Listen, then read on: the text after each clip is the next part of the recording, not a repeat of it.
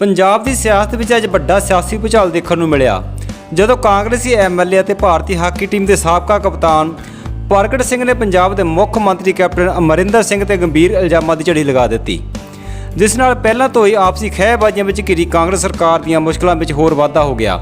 ਵਿਧਾਇਕ ਪ੍ਰਗਟ ਸਿੰਘ ਪੰਜਾਬ ਦੀ ਸਿਆਸਤ ਦਾ ਇੱਕ ਸਾਫ਼ ਸੁਥਰਾ ਚਿਹਰਾ ਹਨ ਅਤੇ ਉਹ ਇਸ ਤੋਂ ਪਹਿਲਾਂ ਵੀ ਕਾਂਗਰਸ ਸਰਕਾਰ ਦੀ ਕਾਰਗੁਜ਼ਾਰੀ ਤੋਂ ਆਪਣੀ ਅਸੰਤੁਸ਼ਟੀ ਜ਼ਾਹਰ ਕਰ ਚੁੱਕੇ ਹਨ। ਤੁਸੀਂ ਵੀ ਦੇਖੋ ਕੀ ਕਿਹਾ ਵਿਧਾਇਕ ਪ੍ਰਗਟ ਸਿੰਘ ਨੇ। ਆਪਾਂ ਇਹ ਬਾਮ ਰੋਡ ਵਾਲੀ ਰਾਜਨੀਤੀ ਛੱਡੀਏ। ਸਮਾਂ ਕਿਸੇ ਦਾ ਨਹੀਂ ਬਚਦਾ ਹੁੰਦਾ। ਸਮਾਂ ਮੁਗਲਾਂ ਦਾ ਨਹੀਂ ਬਚਿਆ, ਮੰਗੋਲੀਅਨ ਦਾ ਨਹੀਂ ਬਚਿਆ, ਗੋਰਿਆਂ ਦਾ ਨਹੀਂ ਬਚਿਆ। ਇੱਥੇ ਬਹੁਤ ਆਏ ਆ, ਇੱਥੇ ਬਹੁਤਿਆਂ ਨੇ ਆਉਣਾ। ਜਿਹੜਾ ਸੂਰਜ ਚੜ੍ਹਦਾ ਹੁੰਦਾ ਨਾ, ਉਹ ਢਲਦਾ ਵੀ ਹੁੰਦਾ। ਔਰ ਜਿੰਨੀਆਂ ਏਜੰਸੀਜ਼ ਹੈਗੀਆਂ, ਕਿਉਂਕਿ ਸਰਕਾਰਾਂ ਤਾਂ ਆਉਂਦੀਆਂ ਜਾਂਦੀਆਂ ਰਹਿੰਦੀਆਂ। ਅਸਲੀ ਜਿਹੜੇ ਇਸ਼ੂ ਸੀ ਅਸੀਂ ਉਹ ਕਿੱਧਰ ਨੂੰ ਲੈ ਗਏ, ਕਿਉਂਕਿ ਕੋਵਿਡ ਦਾ ਸਮਾਂ ਪੰਜਾਬ ਬੜੇ ਡਿਫਿਕਲਟ ਔਰ ਹਿੰਦੁਸਤਾਨ ਬੜੇ ਡਿਫਿਕਲਟ ਦੌਰ ਚੋਂ ਗੁਜ਼ਰ ਰਿਹਾ। ਤੇ ਉਸ ਦੌਰ ਦੇ ਵਿੱਚ ਇੱਕ ਚੀਫ ਮਿਨਿਸਟਰ ਆਪਣੇ ਪੋਲੀਟੀਕਲ ਸੈਕਟਰੀ ਰਾਹੀਂ ਇੱਕ ਐਮਐਲਏ ਨੂੰ ਇਹ ਸੁਨੇਹਾ ਦੇ ਰਿਹਾ ਭਈ ਤੂੰ ਤਿਆਰ ਹੋ ਜਾ, ਤੈਨੂੰ ਠੋਕਣਾ। ਮੈਂ ਕਿਹਾ ਫਿਰ ਤੂੰ ਇੱਕ ਮੇਰਾ ਸੁਨੇਹਾ ਦੇ ਸਕਦਾ? ਮੈਂ ਕਿਹਾ ਜੇ ਸੱਚ ਬੋਲਣ ਦੀ ਇਹ ਸਜ਼ਾ ਆ ਨਾ, ਜੇ ਅਸੀਂ ਬੇਅਦਬੀਆਂ ਦੀ ਕੋਈ ਗੱਲ ਕੀਤੀ ਆ, ਜੇ ਪਾਵਰ ਪਰਚੇਜ਼ ਐਗਰੀਮੈਂਟਸ ਦੀ ਰਿਵਿਊ ਕਰਨ ਦੀ ਗੱਲ ਕੀਤੀ ਆ, ਜੇ ਮਾਈਨਿੰਗ ਦੀ ਗੱਲ ਕੀਤੀ ਆ, ਜੇ ਐਕਸਾਈਜ਼ ਦੀ ਗੱਲ ਕੀਤੀ ਆ, ਤੇ ਉਹ ਕਾਹਦੇ ਲਈ ਕੀਤੀ ਆ? ਉਹ ਇਸ ਕਰਕੇ ਕੀਤੀ ਆ ਵੀ ਪੰਜਾਬ ਦੀ ਇਕਨੋਮੀ ਠੀਕ ਹੋ ਜਾਵੇ, ਪੰਜਾਬ ਦਾ ਸੋਸ਼ਲ ਕਲਚਰ ਠੀਕ ਹੋ ਜਾਵੇ। ਪੰਜਾਬ ਬੇਸਿਕਲੀ ਜਿਹੜਾ ਕਿਤੇ ਨਾ ਕਿਤੇ ਗੁਰੂਆਂ ਪੀਰਾਂ ਦੀ ਧਰਤੀ ਆ। ਉਹ ਕਿਸੇ ਵੀ ਧਰਮ ਨਾਲ ਕੋਈ ਵਿਤਕਰਾ ਹੁੰਦਾ, ਕਿਸੇ ਵੀ ਜਾਤ ਨਾਲ ਕੋਈ ਵਿਤਕਰਾ ਹੁੰਦਾ, ਕਿਉਂਕਿ ਸਾਡੀ ਫਿਲਾਸਫੀ ਉਹ ਆ। ਅਸੀਂ ਕੰਮ ਤਾਂ ਉਹਦੇ ਤੇ ਕਰਨਾ ਸੀ, ਕਿਉਂਕਿ 2 ਸਾਲ ਪਹਿਲਾਂ ਤੁਹਾਨੂੰ ਸਾਰਿਆਂ ਨੂੰ ਪਤਾ ਮੈਂ ਚਿੱਠੀ ਲਿਖੀ ਸੀ। ਤੇ ਲੇਕਿਨ ਜੇ ਉਹਦੀ ਕਿਹੜਿਆ, ਮੈਂ ਕਿਹਾ ਜਿੱਥੇ ਮਰਜੀ ਜਦੋਂ ਮਰਜੀ ਮੈਂ ਰੈਡੀ ਆ, ਮੈਂ ਬਿਲਕੁਲ ਤਿਆਰ ਆ ਇਸ ਕੰਮ ਲਈ। ਸਰਕਾਰ ਨੇ ਜੋ ਕਰਨਾ ਉਹ ਕਰ ਲਵੇ, ਕਿਉਂਕਿ ਮੈਨੂੰ ਨਹੀਂ ਸੀ ਪਤਾ ਵੀ ਅਸਲੀ ਗੱਲ ਆ ਇਹ ਪੋਲਿਟਿਕਸ ਜਿਹੜੀ ਉਹ ਇੰਨੀ ਮਾੜੀ ਹੁੰਦੀ ਆ। ਔਰ ਪੜ੍ਹਨਾ ਵੀ ਆਉਂਦਾ, ਲਿਖਣਾ ਵੀ ਆਉਂਦਾ ਤੇ ਸਮਝਣਾ ਵੀ ਆਉਂਦਾ। ਅਸਲੀਅਤ ਇਹ ਆ ਵੀ ਇਹ ਲੋਕੀ ਪਹਿਲਾਂ ਤੁਹਾਡੇ ਤੇ ਅਹਿਸਾਨ ਕਰਦੇ ਆ। ਮੈਂ ਨਹੀਂ ਕਹਿੰਦਾ ਮੈਨੂੰ ਸਰਦਾਰ ਸੁਖਬੀਰ ਸਿੰਘ ਬਾਦਲ ਲੈ ਕੇ ਆਏ ਸੀ ਪੋਲਿਟਿਕਸ ਦੇ ਵਿੱਚ, ਮੈਂ ਨਹੀਂ ਆਉਂਦਾ ਸੀ। ਲੇਕਿਨ ਇੰਨਾ ਆਸਾਨ ਤਾਂ ਨਹੀਂ ਨਾ ਵੀ ਹੁਣ ਅਸੀਂ ਪੰਜਾਬ ਲੁੱਟਦਾ ਹੋਇਆ ਦੇਖ ਲਈਏ। ਮੈਂ ਕਦੀ ਕਿਸੇ ਪੋਲੀਟੀਕਲ ਪਾਰਟੀ ਨੂੰ ਅੱਜ ਤੱਕ ਮਾੜਾ ਨਹੀਂ ਕਿਹਾ, ਕਿਉਂਕਿ ਪੋਲੀਟੀਕਲ ਪਾਰਟੀਆਂ ਨਹੀਂ ਮਾੜੀਆਂ, ਉਹਨੂੰ ਚਲਾਉਣ ਵਾਲੇ ਲੋਕ ਮਾੜੇ ਆ। ਉਹਨੂੰ ਚਲਾਉਣ ਵਾਲੇ ਲੋਕਾਂ ਨੇ ਧੰਦਾ ਬਣਾ ਲਿਆ ਤੇ ਉਸ ਡੈਮੋਕ੍ਰੇਸੀ ਨੂੰ ਬਚਾਉਣ ਦੀ ਜ਼ਰੂਰਤ ਹੈ। ਤੇ ਜੇ ਉਸ ਡੈਮੋਕ੍ਰੇਸੀ ਨੂੰ ਨਾ ਬਚਾਵਾਂਗੇ ਤਾਂ ਫਿਰ ਆਉਣ ਵਾਲਾ ਸਮਾਂ ਜਿਹੜਾ ਉਹ ਸਾਡੇ ਲਈ ਬਹੁਤਾ ਚੰਗਾ ਨਹੀਂ। ਜੇ ਸੂਬੇ ਦੇ ਵਿੱਚੋਂ ਹਰ 10ਵੀਂ ਜਾਂ +2 ਪਾਸ ਕਰਕੇ ਬੱਚਾ ਬਾਹਰ ਜਾਣ ਨੂੰ ਤਿਆਰ ਆ, ਉਹ ਕਹਿੰਦਾ ਅਸੀਂ ਡਿਗਰੀ ਨਹੀਂ ਕਰਨੀ, ਸਾਨੂੰ ਆਈਲੈਟਸ ਕਰਾ ਦਿਓ। ਹਰ ਬਿਜ਼ਨਸਮੈਨ ਭੱਜਣ ਨੂੰ ਤਿਆਰ ਆ। ਹਰ ਉਹ ਇਨਸਾਨ ਇੱਥੋਂ ਜਾਣ ਨੂੰ ਤਿਆਰ ਆ ਜਿਹੜੇ ਅਸੀਂ ਪੰਜਾਬ ਦੀ ਗੱਲ ਕਰਦੇ ਆ। ਕਿਉਂਕਿ ਮੈਂ ਤਾਂ ਹਿੰਦੁਸਤਾਨ ਦੀ 10 ਸਾਲ ਕਪਤਾਨੀ ਕਰ ਲਈ, ਤੇ ਜਦੋਂ ਤੁਹਾਡੇ ਹੱਥ 'ਚ ਝੰਡਾ ਹੁੰਦਾ ਸੀ ਨਾ, ਤੇ ਤੁਸੀਂ ਮਾਣ ਮਹਿਸੂਸ ਕਰਦੇ ਸੀ ਵੀ ਅਸੀਂ ਹਿੰਦੁਸਤਾਨ ਨੂੰ ਰਿਪਰੈਜ਼ੈਂਟ ਕਰਦੇ ਆ। ਤੇ ਮੈਂ ਕਈ ਵਾਰੀ ਉਹ ਐਥਲੀਟ ਰੋਂਦੇ ਵੀ ਦੇਖੇ। ਉਹਨਾਂ ਦੀ ਫੀਲਿੰਗ ਆ, ਉਹ ਆਪਣੇ ਕੰਟਰੀ ਦਾ ਜਦੋਂ ਝੰਡਾ ਲੈ ਕੇ ਅੱਗੇ ਵਧਦੇ ਆ। ਤੇ ਇਹ ਮੇਰੇ ਵਰਗੇ ਨਾਲ ਜੇ ਇਦਾਂ ਦਾ ਇਹ, ਕਿਉਂਕਿ ਹਰ ਬੰਦੇ ਦੀ ਬਾਹ ਮਰੋੜਦੇ ਆ, ਹਰ ਬੰਦੇ ਨੂੰ ਇਹਨਾਂ ਏਜੰਸੀਆਂ ਦੇ ਥਰੂ ਇਹ ਕਹਿੰਦੇ ਆ ਕਿ ਹਾਂ ਵੀ ਆ ਜਾ ਤੇਰੀ ਹੁਣ ਬਾਹ ਮਰੋੜੀਏ। ਕੈਪਟਨ ਸਾਹਿਬ ਆਪਾਂ ਪੁੱਠੇ ਰਾਹ ਪੈ ਗਏ ਆ। ਫਿਰ ਉਹ ਆਵੇ ਜਿਹੜਾ ਸਾਫ਼ ਸੁਥਰਾ ਹੋਵੇ, ਜਿਹਦੀਆਂ ਲੱਤਾਂ ਭਾਰ ਚੱਲਦੀਆਂ ਹੋਣ, ਉਹ ਮੇਰੇ ਵੱਲ ਆ ਜਾਵੇ, ਜਦੋਂ ਮਰਜੀ ਆ ਜਾਵੇ, ਜਾਂ ਮੈਨੂੰ ਕਾਲ ਕਰ ਲਵੇ, ਮੈਂ ਚਲੇ ਜਾਣਾ ਉੱਥੇ। ਇਹ ਧਮਕੀਆਂ, ਕਿਉਂਕਿ ਅਸਲੀ ਗੱਲ ਹੈ ਕਿ ਪੋਲੀਟੀਕਲ ਸਿਸਟਮ 'ਚ ਮੈਂ ਤਾਂ ਇਹ ਦੇਖ ਰਿਹਾ ਵੀ ਪਾਰਟੀਆਂ ਦੀਆਂ ਪਾਰਟੀਆਂ ਰਲ ਜਾਂਦੀਆਂ ਆਪਸ ਵਿੱਚ। ਆਪਣੀ ਜੌਬ ਦੇ ਵਿੱਚ ਆਉਂਦਾ ਨਾ, ਜੇ ਕਿਤੇ ਆਈਪੀਐਸ ਭਰਤੀ ਹੋ ਕੇ, ਆਈਪੀਐਸ ਭਰਤੀ ਹੋ ਕੇ, ਪੀਪੀਐਸ ਪੀਸੀਐਸ ਭਰਤੀ ਹੋ ਕੇ, ਤਾਂ ਉਹਨੂੰ ਸਹੁੰ ਖਿਲਾਈ ਜਾਂਦੀ ਆ ਵੀ ਬਿਨਾਂ ਕਿਸੇ ਪ੍ਰੈਸ਼ਰ ਤੋਂ, ਬਿਨਾਂ ਕਿਸੇ ਕਰੀਡ ਐਂਡ ਕਾਸਟ ਤੋਂ ਤੂੰ ਕਾਨੂੰਨ ਦੇ ਮੁਤਾਬਕ ਕੰਮ ਕਰਨਾ। ਇੰਸਟੀਟਿਊਸ਼ਨਸ ਬਰਬਾਦ ਕਰ ਦਿੱਤੇ ਇਹਨਾਂ ਲੋਕਾਂ ਨੇ, ਕਰ ਦਿੱਤੇ।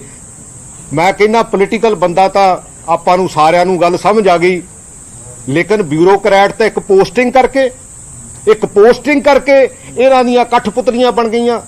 ਮੈਂ ਨਹੀਂ ਕਹਿੰਦਾ ਇਮਾਨਦਾਰ ਹੈ ਨਹੀਂ, ਵਿੱਚ ਹੈਗੇ ਆ, ਲੇਕਿਨ ਵਰਤਦੇ ਉਹੋ ਜਿਹਾ ਨੂੰ ਆ ਜਿਹੜੇ ਕਿ ਇਹਨਾਂ ਦੇ ਵਿੱਚ ਵੀ ਬਲੈਕ ਸ਼ੀਪਸ ਆ। ਮੁਖੀ ਰੰਧਾਵੇ ਨੇ ਕੱਲ ਸਟੇਟਮੈਂਟ ਦਿੱਤੀ ਆ, ਅੱਜ ਚੰਨੀ ਦੇ ਵੀ, ਅੱਜ ਜਿਹੜੇ ਚਰਨਜੀਤ ਸਿੰਘ ਚੰਨੀ ਆ ਉਹਨਾਂ ਦੇ ਅਗੇਂਸਟ ਵੀ ਅੱਜ ਖਬਰ ਪਲਾਂਟ ਕਰਾਈ ਗਈ। ਜੇ ਇਹੀ ਗੱਲਾਂ ਅਸੀਂ ਕਦੋਂ ਕੈਪਟਨ ਅਮਰਿੰਦਰ ਸਿੰਘ ਨੂੰ ਲਾਉਣ ਤੁਰ ਪਏ ਸੀ? ਅਸੀਂ ਕਦੋਂ ਕਿਹਾ ਸੀ?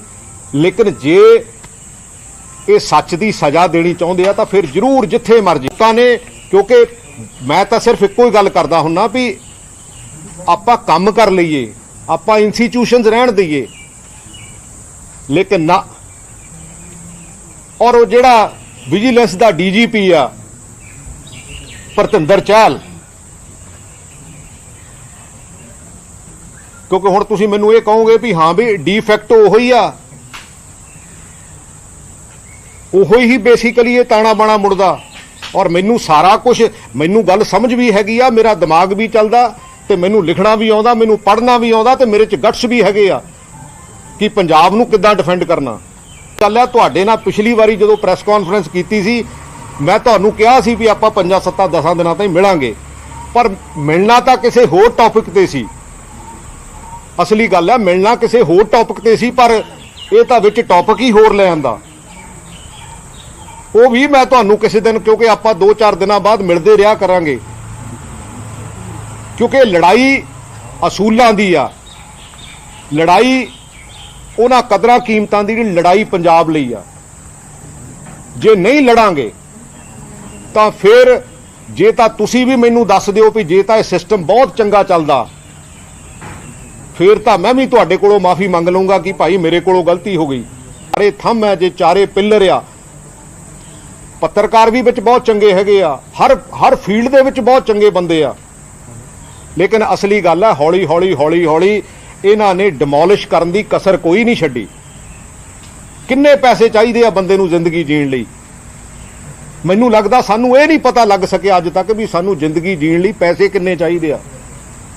ਆਹ ਕੋਵਿਡ ਵਰਗੀ ਮਹਾਮਾਰੀ ਦੇ ਵਿੱਚ ਇਹੋ ਜਿਹੇ ਬੰਦੇ ਚਲੇ ਗਏ ਜਿਨ੍ਹਾਂ ਬਾਰੇ ਕਦੀ ਸੋਚਿਆ ਨਹੀਂ ਸੀਗਾ, ਜਿਨ੍ਹਾਂ ਬਾਰੇ ਮਹਿਸੂਸ ਕਰਦੇ ਆ, ਲੇਕਿਨ ਮਹਿਸੂਸ ਬੜਾ ਹੋਇਆ ਮੈਨੂੰ। ਮੈਂ 1-2 ਦਿਨ ਤਾਂ ਸੱਚੀ ਗੱਲ ਹੈ ਇੰਨਾ ਕੁ ਅਪਸੈਟ ਰਿਹਾ, ਮੈਂ ਕਿਹਾ ਯਾਰ ਆਹ ਦਿਨ ਮੇਰੇ ਵਰਗੇ ਨੂੰ ਦੇਖਣੇ ਪੈਣਗੇ, ਆਹ ਦਿਨ ਮੇਰੇ ਵਰਗੇ ਬੰਦੇ ਨੂੰ, ਕਿਉਂਕਿ ਕਦੀ ਪ੍ਰੋਟੋਕਾਲ ਤੋਂ ਬਾਹਰ ਨਹੀਂ ਗਿਆ, ਕਦੀ ਕੋਸ਼ਿਸ਼ ਕੀਤੀ ਆ ਵੀ ਹਾਂ ਵੀ ਸਿਸਟਮ ਦੇ ਵਿੱਚ ਰਹਿ ਕੇ ਜਿੰਨਾ ਕੁ ਵੀ ਸੁਧਾਰ ਕਰ ਸਕਦੇ, ਕਿਉਂਕਿ ਮੈਂ ਇਹ ਨਹੀਂ ਕਹਿੰਦਾ ਕਿ ਅਸੀਂ ਸਾਰਿਆਂ ਨੂੰ ਸੁਧਾਰ ਕਰ ਸਕਦੇ ਆ। ਲੈਟ ਅਸ ਮੇਕ ਏ ਟੀਮ, ਲੈਟ ਅਸ ਮੇਕ ਏ ਪੰਜਾਬ ਮੂਵਿੰਗ। ਇਹ ਲੋਕਾਂ ਦੀ ਕਚਹਿਰੀ ਆ, ਲੋਕਾਂ ਨੂੰ ਬਦਲਣਾ ਪਊਗਾ, ਸੋਚ ਬਦਲਣੀ ਪਊਗੀ।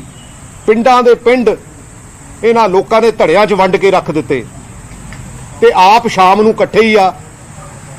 ਜਦੋਂ ਤੀਜਾ ਬੰਦਾ ਕੋਈ ਕਹਿਣ ਦੀ ਜੁਰਤ ਕਰਦਾ, ਉਦੋਂ ਫਿਰ ਉਹਨੂੰ ਸਾਰੇ ਜਣੇ ਇਕੱਠੇ ਹੋ ਕੇ ਪੈਂਦੇ ਆ।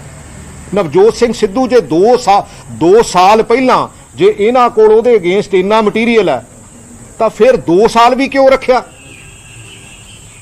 ਵਿਜੀਲੈਂਸ ਦਾ ਇੱਕ ਐਕਸੀਅਨ ਦੇ ਉੱਤੇ 1200 ਕਰੋੜ ਦਾ ਪਰਚਾ ਦਰਜ ਕਰਤਾ। ਤੁਸੀਂ ਸਾਰੇ ਸਿਆਣੇ ਹੋ, ਇੱਕ ਵਿਜੀਲੈਂਸ ਆਫੀਸਰ ਜਿਹੜਾ ਸਿਸਟਮ ਜਿਹੜਾ ਉਹ ਇੱਕ ਐਕਸੀਅਨ ਤੇ 1200 ਕਰੋੜ ਦਾ ਪਰਚਾ ਦਰਜ ਕਰਦਾ, ਇਹਦਾ ਮਤਲਬ ਉਹਦੇ ਅੱਗੇ ਪਿੱਛੇ ਕੋਈ ਹੈ ਨਹੀਂਗਾ।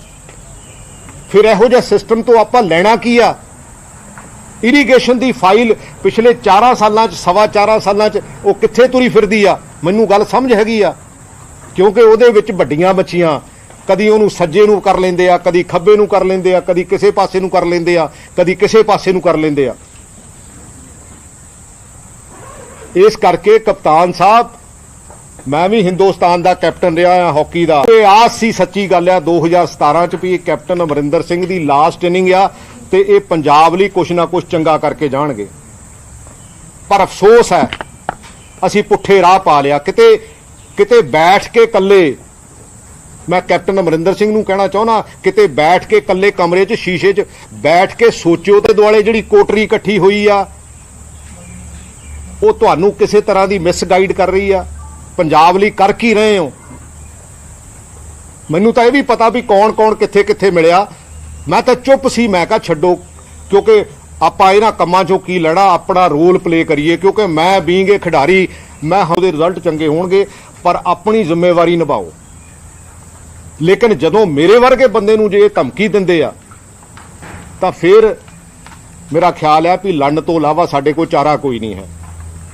ਔਰ ਉਸ ਲੜਾਈ ਦੇ ਵਿੱਚ ਇਹ ਜਿੱਥੇ ਮਰਜ਼ੀ ਚਲੇ ਜਾਣ, ਜਿੱਦਾਂ ਮਰਜ਼ੀ ਕਰ ਲੈਣ, and I am very open.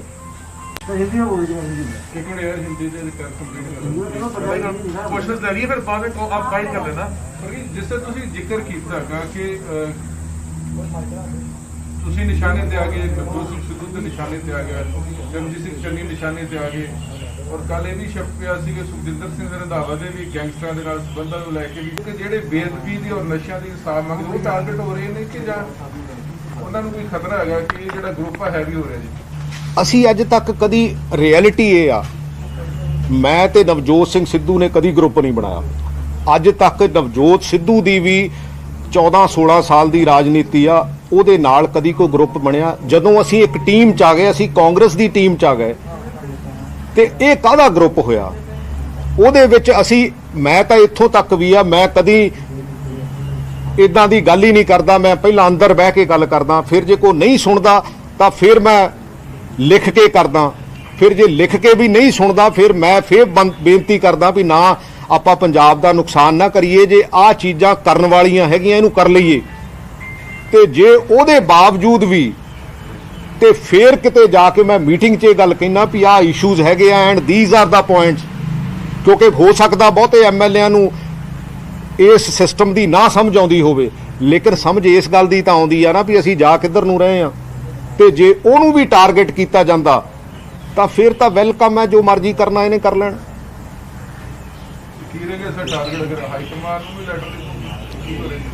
ਨਹੀਂ, ਹਾਈ ਕਮਾਂਡ ਨੂੰ ਤਾਂ ਮੈਨੂੰ ਲੱਗਦਾ ਗੱਲ ਪਤਾ ਲੱਗ ਹੀ ਗਈ ਹੋਣੀ ਹੈ ਜਾਂ ਲੱਗ ਜਾਊਗੀ।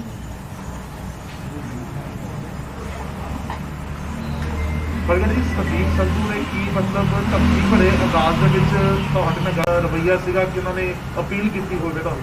ਨਹੀਂ, ਮੈਨੂੰ ਕਹਿੰਦੇ ਗੱਲ ਬੜੀ ਕਲੀਅਰ ਹੈ। ਮੈਂ ਕਿਹਾ ਪਹਿਲਾਂ ਤਾਂ ਮੈਂ ਥੋੜਾ ਜਿਹਾ ਇਹ ਫੀਲ ਕੀਤਾ ਵੀ ਯਾਰ ਇਹ ਗੱਲ ਵੀ ਹੋ ਸਕਦੀ ਹੈ। ਮੈਂ ਕਿਹਾ ਕੈਪਟਨ ਅਮਰਿੰਦਰ ਸਿੰਘ ਨੇ ਕਿਹਾ, ਹੀ ਸੈਡ ਕਿ ਹਾਂ ਕੈਪਟਨ ਅਮਰਿੰਦਰ ਸਿੰਘ ਨੇ ਕਿਹਾ।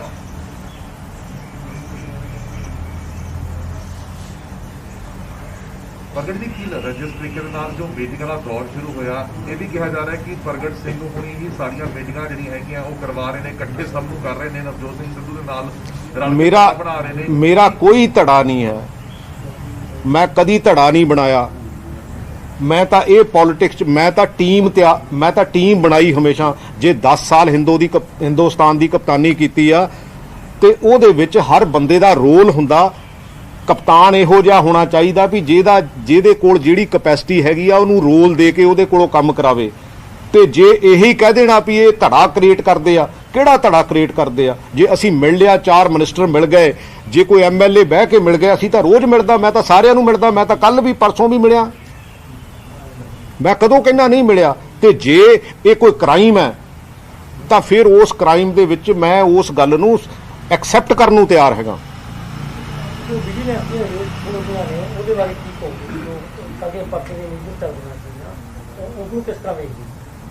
ਨਹੀਂ, ਵਿਜੀਲੈਂਸ ਤਾਂ ਬੇਸਿਕਲੀ ਵਰਤਿਆ ਜਾਂਦਾ।